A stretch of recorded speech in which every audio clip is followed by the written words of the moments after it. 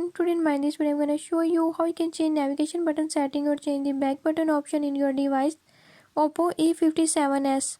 In this device, if you're having any issue like you don't know how to change navigation button setting, I'll show you the right way how to change it. Before we start, if you're new to my channel, don't forget to subscribe and press bell icon. Watch complete video and learn how you can do it.